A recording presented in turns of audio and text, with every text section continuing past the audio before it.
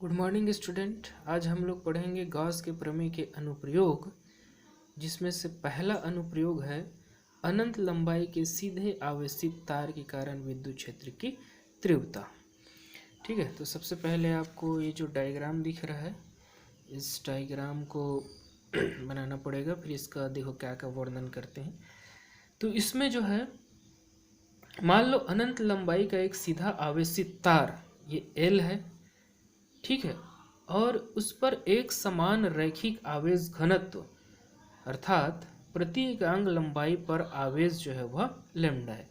अच्छा देखिए, ये रैखिक आवेश घनत्व जो है, इसको जो है पिछले वीडियो में बनाया गया था। रैखिक आवेश घनत्व, इसका जो परिभाषा है, चालक की प्रति एकांक लंबाई में उपस्थित आवेश की मात्रा को रैखिक आवेश घनत्व कहते हैं। सूत्र रूप में लैम्डा बराबर डी क्यू बटा डी एल या डी क्यू बराबर लैम्डा इंटू डी एल, और इसका जो मात्रक है कूलाम प्रति मीटर। ये सवाल जो है पिछले साल 1 नंबर में आया था, बहुत ही इंपॉर्टेंट सवाल है ये भी।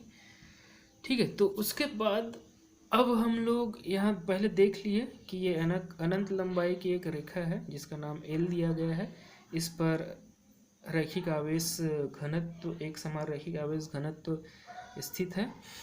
अब उसके बाद इस रेखा से r दूरी पर एक बिंदु P है, इसके एक बिंदु P है जहां पर हमको विद्युत क्षेत्र की तीव्रता ज्ञात करनी है। तो फिर उसके बाद इसी r को त्रिज्या लेकर और ये P बिंदु जहां है उसको पृष्ठ लेकर एक बेलन की हमने कल्पना की है। ठीक है, ये बेलन बना दिया गया है, इसको यहाँ से ऐसे करके बेलन बना दिया गया है। यह जो बेलन है ये गॉसी पृष्ठ की तरह व्यवहार करेगा। अब हमको यहाँ ज्ञात करना है कि यहाँ पर विद्युत क्षेत्र की तीव्रता किस दिशा में होगी। जैसे यहाँ चित्र में दिख रहा होगा कि दिशा इस तरह से है, लेकिन इसको हम लोग ज्ञात करते हैं कि उसकी दिशा कैसे होगी। वो तो डायग्राम में बना है तो दिख रहा है, लेकिन वास्तविक दिशा ज्ञात करने के लिए क्या करना पड़ता है। तो देखिए, ये है आपका एकांक अनंत लंबाई का जो तार है जिसका L नाम दिए थे, और उसके बाद ये इसके यहाँ से r दूरी पर एक बिंदु P है। तो अब हम लोग क्या करेंगे कि इस पर छोटे छोटे दो अल्पांश लेते हैं, यहाँ से यहाँ ये दोनों बराबर दूरी पर लेंगे। इस अल्पांश की लंबाई dl और इस अल्पांश की लंबाई भी dl, इसमें भी आवेश dq और इसमें भी आवेश dq है। चूंकि यह धनावेशित आवेश है और यहाँ बिंदु P जहाँ पर हम लोग परीक्षण आवेश लेते हैं यहाँ भी धनावेशित है, दोनों एक दूसरे से प्रतिकर्षित होकर ये जो है ये दूर भागेगी और इसकी विद्युत क्षेत्र की तीव्रता D ये इधर आ गया, और उसी तरह से ये भी दूर भागेगी, इधर जाएगी। ठीक, अब हम लोग क्या करेंगे, इस DE को दो भागों में, उसको दो घटकों में विभाजित करेंगे। तो जैसे कि पता है कि जो क्षैतिज घटक रहता है उसको cos थीटा लेते हैं, ऊर्ध्वाधर घटक को sin थीटा लेते हैं। तो सबसे पहले मान लो जाए, अगर इसका इस अल्पांश के कारण अगर हम लोग इसको दो घटक में विभाजित करेंगे तो पहला वाला जो है इधर ये, इसका एक घटक क्षैतिज d cos थीटा में जाएगा, दूसरा घटक ऊर्ध्वाधर नीचे की ओर d sin थीटा आएगा।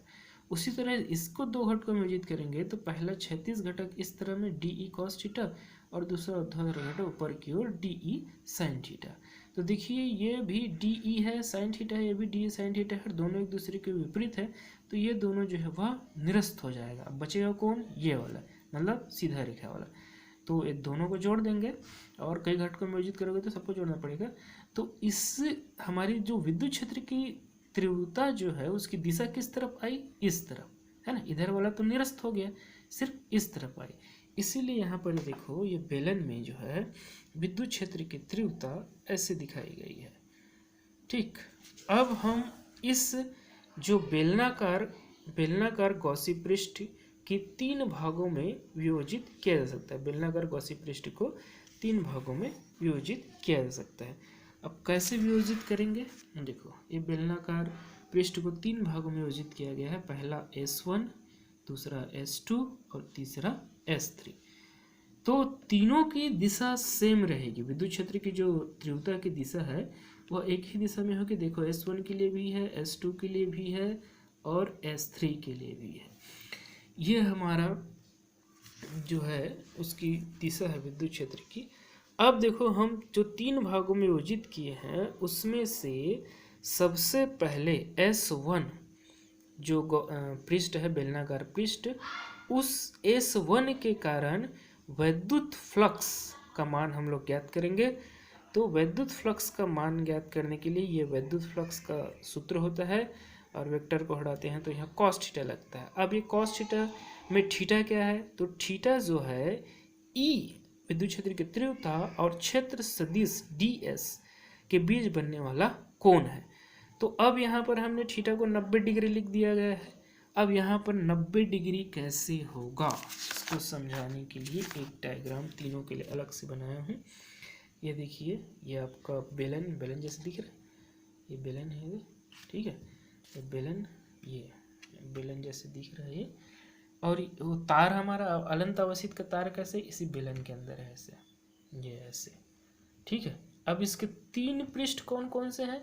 पहला वाला ये, जिसको ऊपर वाले को S1 नाम दिया गया है, दूसरा ये वाला, ये दूसरा ये वाला जिसको S2 नाम दिया गया है, और तीसरा ये वाला जिसको S3 नाम दिया गया है। तो देखो सबसे पहले S1 के लिए, ये पृष्ठ S1 के लिए पृष्ठ कौन सा है, ये आपका S1 के लिए पृष्ठ है, और इसकी विद्युत क्षेत्र की तीव्रता किस तरफ है, इस तरफ है ना, जैसे चित्र में मैंने निकाल के दिखाया अभी, विद्युत क्षेत्र की तीव्रता इस तरफ है। अब जो क्षेत्रफल सदिश है वो क्या होता है, इस पृष्ठ के अभिलंबवत बाहर की ओर, है ना, इस पृष्ठ से अभिलंबवत बाहर की ओर होता है। तो इस पृष्ठ के लिए क्षेत्रफल सदिश कैसे होगा, ऐसे सीधा, और विद्युत क्षेत्र की तीव्रता किधर है, इधर, ये देखिए ये बनाया है, ये विद्युत क्षेत्र की तीव्रता इधर और क्षेत्र सदिश ऊपर की ओर, दोनों के बीच में 90 डिग्री का कोण बन रहा है। पहले वाले में 90 डिग्री का कोण बन रहा है। सेम टू सेम S3 के लिए भी सेम टू सेम वही होगा। ये S3 जो नीचे की ओर दिख रहा था उसके लिए भी सेम टू सेम वही होगा। S3 के लिए ये इधर है और ये क्षेत्रफल सदिश इधर है, दोनों के बीच में 90 डिग्री का कोण बन रहा है, यहाँ भी 90 डिग्री का कोण बन रहा है। अब देखो जो दूसरा है S2, उसका पृष्ठ कौन सा है, ये उसका पृष्ठ है, ये वाला भाग उसका पृष्ठ है S2 का, है ना, ये उसका भाग है। तो इसका विद्युत क्षेत्र की तीव्रता इधर थी और क्षेत्रफल सदिश ds कैसा होगा, इस पृष्ठ के लंबवत बाहर की ओर। तो इसका लंबवत कहाँ पर आएगा, इधर, ये ऐसे जाएगा, है ना। तो ये दूसरा वाला बनाया हूँ, ये दूसरा पृष्ठ, ये गोल गोल नहीं बनाया हूँ, ये दूसरा पृष्ठ है, इसकी विद्युत क्षेत्र की तीव्रता भी इधर है, क्षेत्रफल सदिश भी इधर है। तो यहाँ पर थीटा बराबर क्या कोण बनेगा, 0 कोण बनेगा। तो इस तरह से ये देखिए, फिर पहले वाले के लिए S1 के लिए क्या है, S1 के लिए यहाँ पर ये थीटा बराबर 90 डिग्री रखेंगे तो विद्युत फ्लक्स का मान कितना हो जाएगा, 0।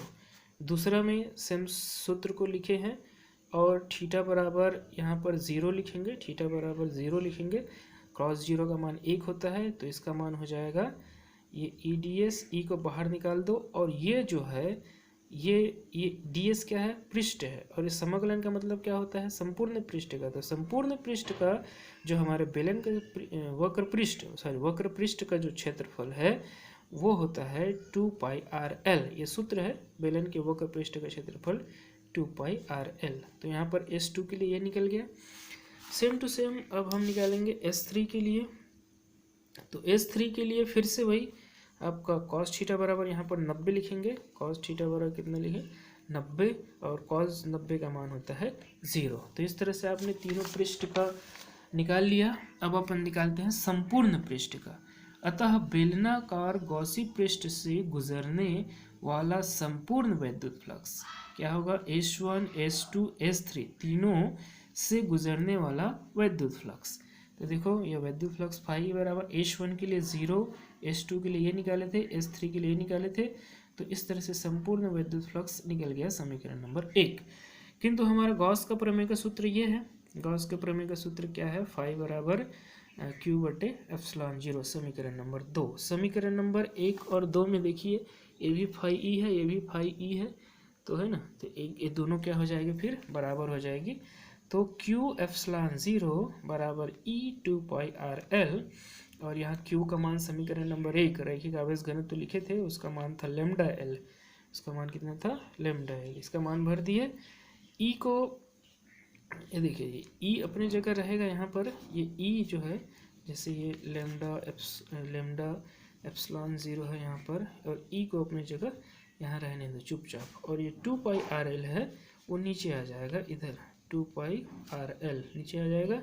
तो इसमें से ये एल एल कट जाएगा, तो बचेगा क्या, ये देखो यहाँ एल एल कट जाएगा, बचेगा कितना, ई बराबर लेमडा अपॉन 2π_0 आर, यही हमारा सूत्र है।